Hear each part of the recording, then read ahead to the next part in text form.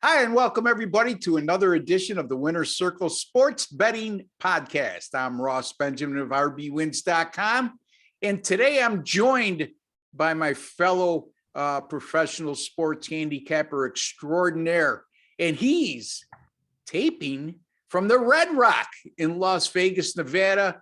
Boy, oh boy, this guy gets around. Tuesday, he was in New Orleans, last week in Florida, today in Las Vegas. Chipper, I hope you had a safe trip across the country. I did. It was wonderful. And I'll tell you one thing, that state of Texas is big. I mean, really big. So and I did stop at NASA, Ross, and it was the most incredible, awesome experience. It's just unfathomable that they can launch a 20-story apartment building, off the ground the way they do. And it was I was really impressed. The space age was something that bloomed when I was in elementary school, and we saw the first shots and it was really it really got to me. I was really proud of America, I can tell you that. Yeah, and that's a welcomed saying, proud of America, because we need a lot to be proud of lately. It's been a shaky world these days, but we still live in the best country on the planet. Unless it was the aliens that sat there and put it together for us. Nowadays, though, I really am. I believe in the almighty being, so you're not going to get me to buy into the alien theory.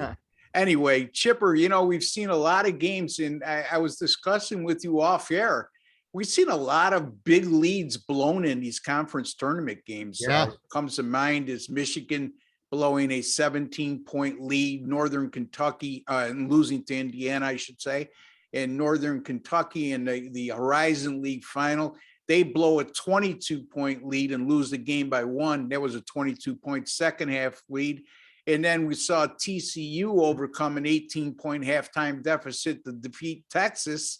And Texas A&M in the quarterfinal in the Big 12 tournament really tried very hard to blow the game, as they lost a 10-point lead with exactly 1 minute to play, but did cover in overtime. So, a lot of topsy-turvy things we've seen.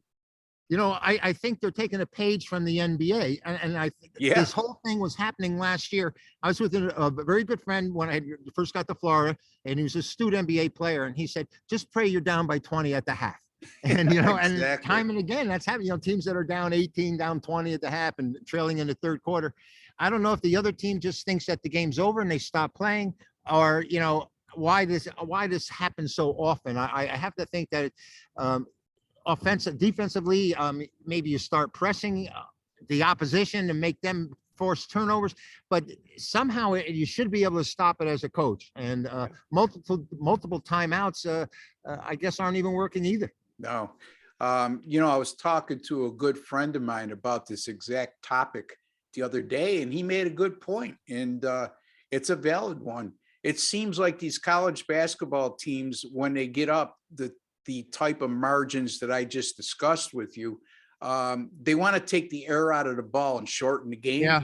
And what ends up happening, Chip, and it drives me crazy, is you'll see the point guard holding the ball till about 8 seconds to go, and then they try to score, and they're limiting themselves to an 8-second possession, and very seldom get a quality opportunity when doing so. Absolutely. You ruin your offensive flow, you ruin your momentum, you ruin your continuity. That's another part of it that, like I said, when the Knicks were blowing all these games this year, I was thinking, blowing 28-point leads, blowing 26-point leads. I said, you have to do something defensively. I mean, you have to start creating pressure, and maybe you'll create some turnovers, because and holding the ball on offense plays right into it. It really does. I agree with him 100%. Yeah, it's awful ironic. The Knicks were one of the better defensive teams in the league last year. Their head coach, Thibodeau, he's made his reputation in the NBA as being a staunch defensive coach. And he can't be happy with the Knicks' performance on that end of the floor. General manager changed 40% of starting lineup. He brought in Kemba Walker, who's not known for defense, and 48, who opening night in Madison Square Garden turned everyone's head by scoring 31 points, but he's atrocious on defense as well. And that team has fallen defensively, and it's so obvious. in their record. And Yeah. by the way, the general manager Rose isn't taking any responsibility. He says this is all on Tibbs, and I know Tibbs wanted no part of Walker. So Yeah, I it don't know seems how like that Tibbs wears out his welcome. He comes into situations and he takes over a team as a head coach, and they flourish in the first year or two, and then all of a sudden they dissipate. And I think, I don't know if that's the situation here. I mean, Randall had a career year last year, and he's Yeah. really been close to horrid this season, and particularly down the stretch, he hasn't done well at all. But I think Thibodeau's there to stay. I hope, hopefully, because the clowns they've had on the bench the last few years haven't done anything. So I see a glimmer of hope if he's there, and if they can rechange their personnel again next season. Maybe they have a better chance, but replacing 40% of your starting lineup and with the players they report, you know, it was certainly a downgrade. It wasn't an upgrade at all. yeah. And we are talking college basketball today, Imagine folks. that. And sorry, we got off on a little bit of a tangent here, but My fault. you know, it's pertinent conversation as it Well, applies to sports betting, you know, so. I think it was relative to teams blowing leads, you know, how they, Yes. what you started on. And, Yeah, you know, like I said, I've seen it a lot more in the NBA. This year it seems to be happening in college. And I always remember it happening in the tournaments, though. I really do. In the NCAA, when the NCAA starts, and you know, teams like Cincinnati would have a 21-point lead and lose by 17. I still love that. The Bearcats. so folks. What's a Bearcat anyway? I don't even know if they exist. No, you know, it seems to be an oxymoron, bear cat, you know, anyway, boy, oh boy, it seems like we always drift away from the topic at hand. But anyway, Chipper, we are talking college basketball today. And folks, if you haven't subscribed to our YouTube channel, take a second to do so. If you're a sports bettor and you've been following these videos, you've been making a ton of money. As a matter of fact, over the last 17 videos on this channel, we've gone 26-9. And that includes Tuesday's video with me and Chipper. Chipper had West Virginia, who won by 7 over Kansas State. And I had Nebraska plus 5.5, and they covered in a 2-point loss. And then yesterday, Doug Upstone has been absolutely phenomenal on these videos. He won 11 in a row going into yesterday. He gave you Monmouth, minus 4.5 over Ryder.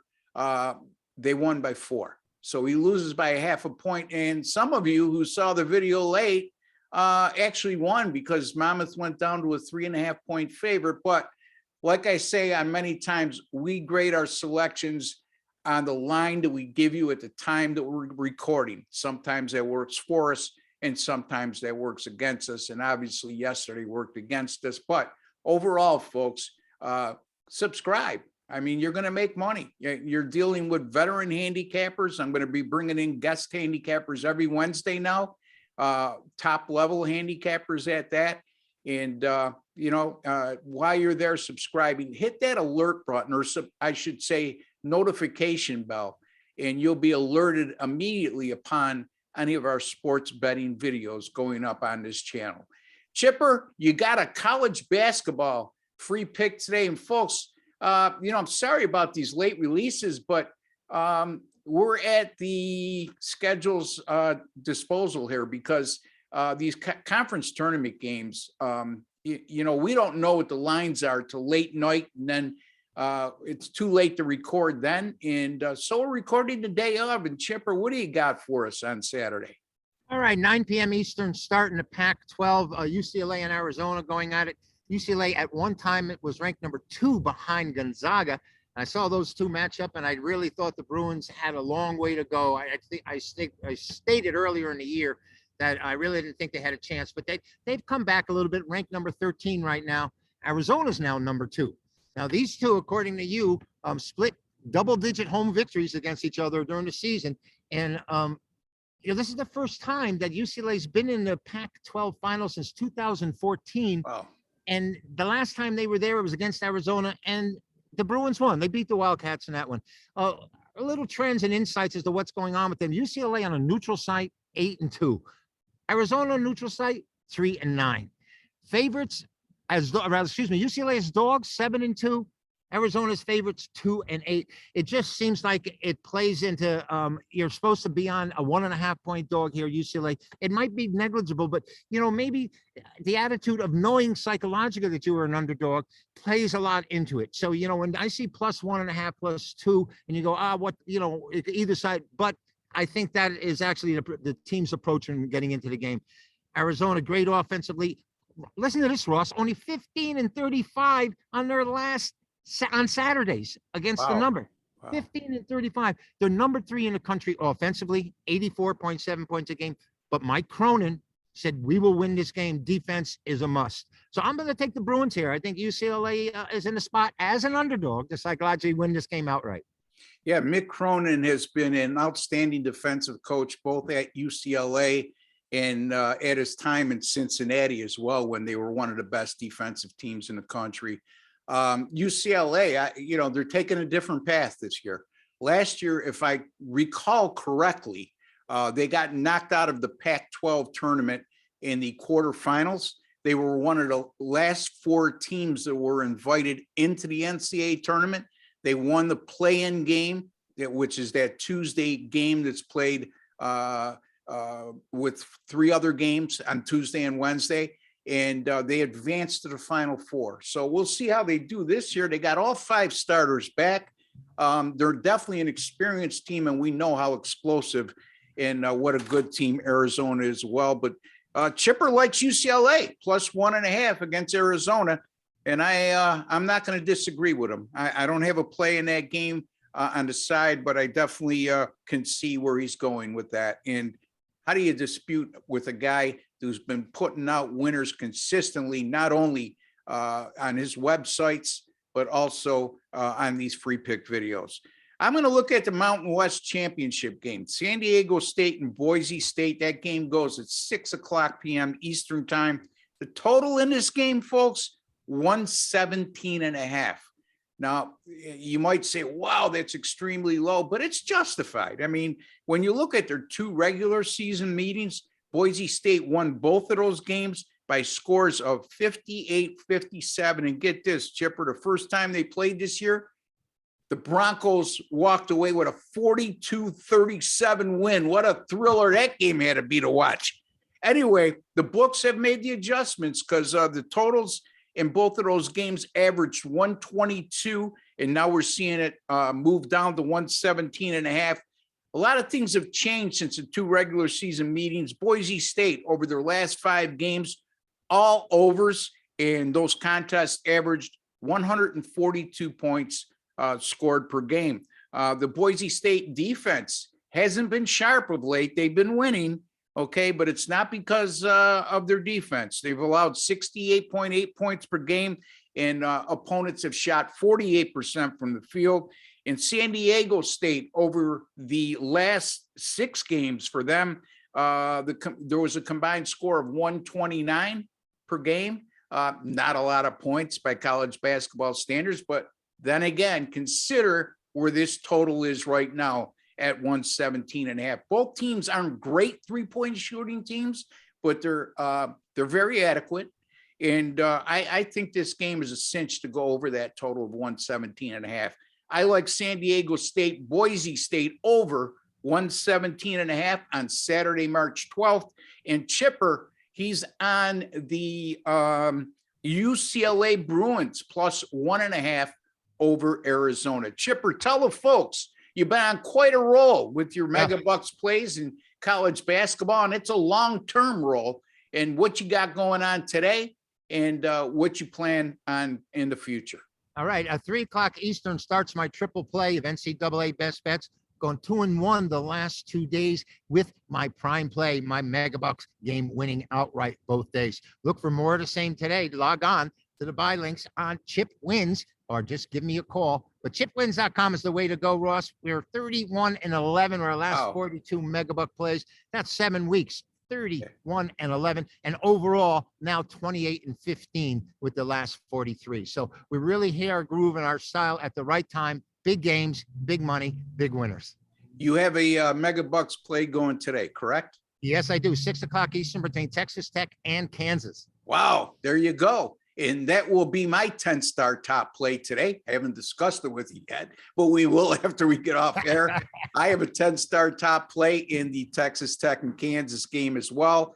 College basketball right now on a nice roll, not a huge winning percentage, but still a very good one. My college basketball plays 43-31 with my last 74. That's good for 58%, folks. That'll still make you a lot of money over that course of time. We're talking 74 selections. College basketball 10-star top plays since February 27th of 2018. That's over 4 years. As documented by Sports Capping, I've gone 97-70 with those plays. That's also 58%. And since January 28th, all my selections in all sports, 82-62, a solid 57%. And again, that will make you a lot of money. And today, 10-star top play, like I told you, Texas Tech, Kansas, also have 3 5-star selections going in college basketball today. Big day for both of us. My website, rbwins.com, and Chip's website, chipwins.com, or like he likes to refer to, theaplay.com. Until the next time, for Chip Chirimbus and Ross Benjamin, I'd like to wish each and every one of you all the very best of luck. Take care and God bless, folks.